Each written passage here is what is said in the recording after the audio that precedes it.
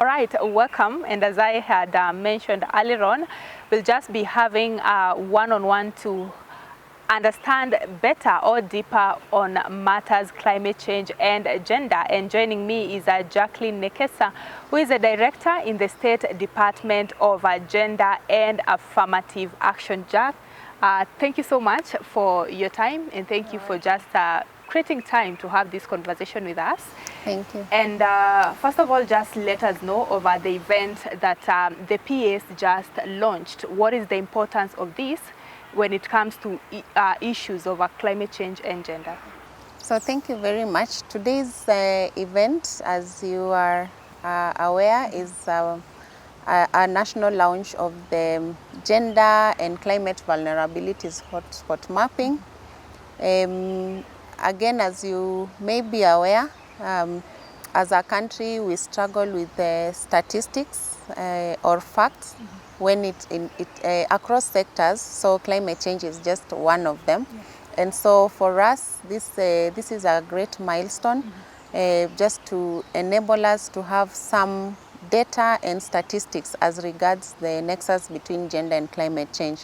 So what the mapping will be seeking to achieve is just to understand what kind of vulnerabilities climate related exist across the country.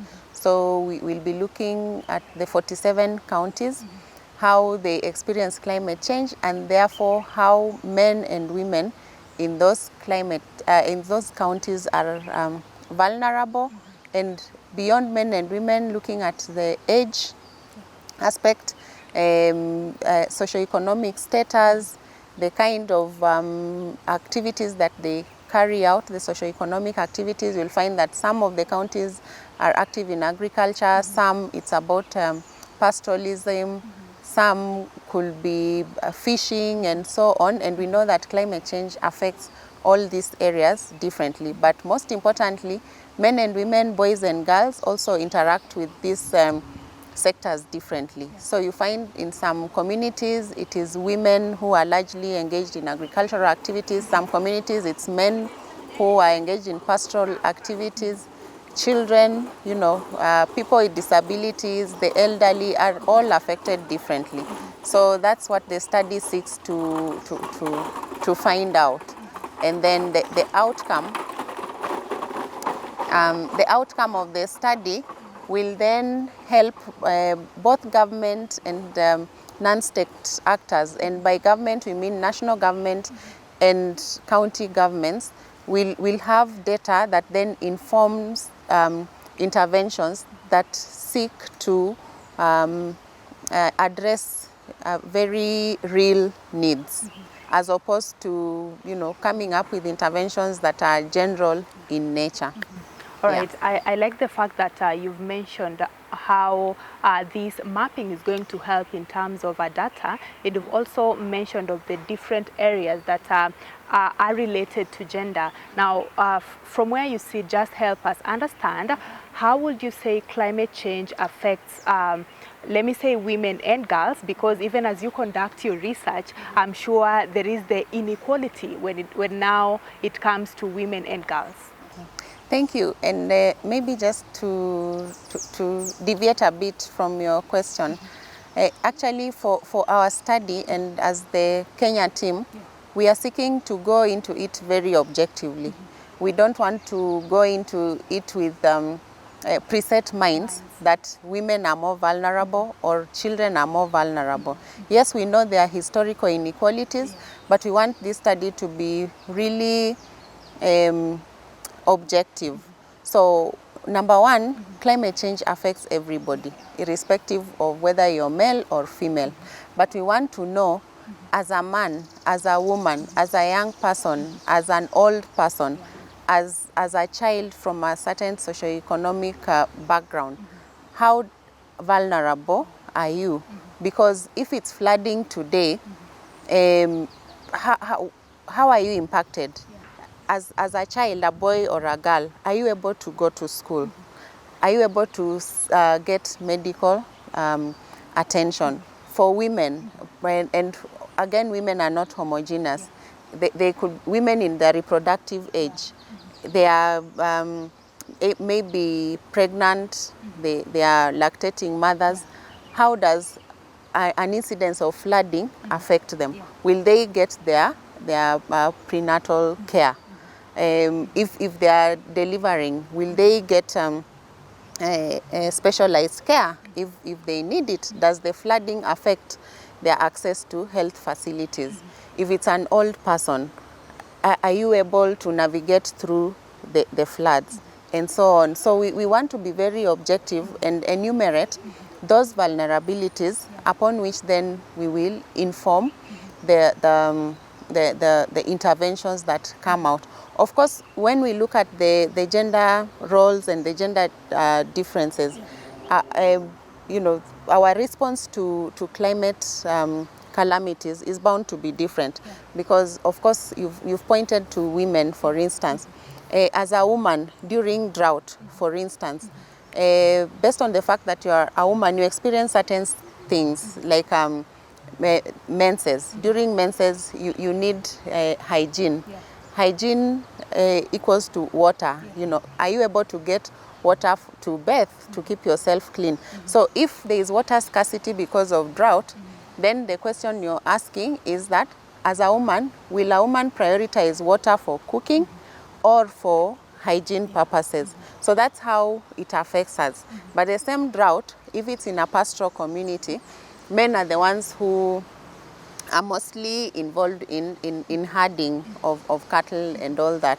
So how does scarcity of water then affect their herding activities? Some keep cattle for economic, you know, as an economic venture for sale. So if they lose their livestock because of drought, as men, how are they impacted? Because in those communities, men are also expected to meet certain needs for their families, including school fees and other development activities. So how are they affected? So once we know that, then we are different partners, government and non-state, will be able to come up with activities or rather initiatives, or invest in initiatives that address those specific needs. So for a man in a pastoral community, the government should be looking into, we might be experiencing drought in a few months. How do I cushion this pastoralist not to lose his livestock, or just to have something, you know, a plan B for sustaining his livestock? How do I address the water need for the women, for the girls, so that they don't waste much time walking long distances in search of water at the expense of their education, for instance, if it's about girls, or at the expense of other domestic activities if it's for the women who are at home. So such things are what we are looking out for. All right, that is well put. And you also intend now, after the mapping and the study has been done, you intend to present the results to the African Climate Summit. What would you say is the objective of this? Because it's, let me say, a conference or a congregation that will be having leaders from all over Africa. How would you say this is going to be of benefit to Kenya, even as it comes to dealing with the climate crisis? Thank you. So, as in any research study, I think it would beat the purpose if we carry out a research and not share the outcomes of it. For at Kenya level, it's important that we share this to different stakeholders, so that everybody, you know, we believe that everybody has a stake in the information on how they will utilize it. And the main purpose actually is for us to effectively address impacts of climate change, effectively come up with interventions that build the resilience of our communities. So that will be a platform to share both internally but also externally, because some of the support could come from external. But then most importantly, in the African region, you find that we experience an almost similar climate trend across the countries. So it will also be learning for other African countries, that they could learn something from us that they could replicate in their countries, but also just to identify with some of the findings and probably go back and see, are these similar to their local circumstances, or do they also need similar studies so that they can then have interventions that affect climate change. And most importantly, you know, once, if as a country, like let's say Kenya, if we are able to effectively or near effectively address impacts of climate change, there's a ripple effect across the borders. And so if these lessons are learned and replicated across borders, the benefits are for all of us. Because if Uganda does well, we benefit. If we do well, Uganda, Tanzania, Rwanda benefits. So I think that's why there's a need for that collective experience, knowledge sharing, and just just learning from one another. Right. Could that be the same reason that the mapping also involves, that is Uganda, Botswana, and Kenya? Could that be the same reason? To some extent, yes, but most importantly is that when Rwanda piloted the study and shared it during the COP, most of the African countries saw it fit to do the same in their countries, so that then their interventions are informed by facts and figures. And so we were just one of those countries that expressed interest, but many countries did. But then as the Agnes team leader shared, of course again pegged on resources, the support is done in batches. So we are lucky that we are in the second cohort, which took up 3 countries. But of course, Agnes' aspiration is that this is done across all African countries. Yeah. All right. Thank you so much for any other thing that you wish to add? No, just looking forward, and I think the also just I would want to emphasize, you know, media is a very powerful tool.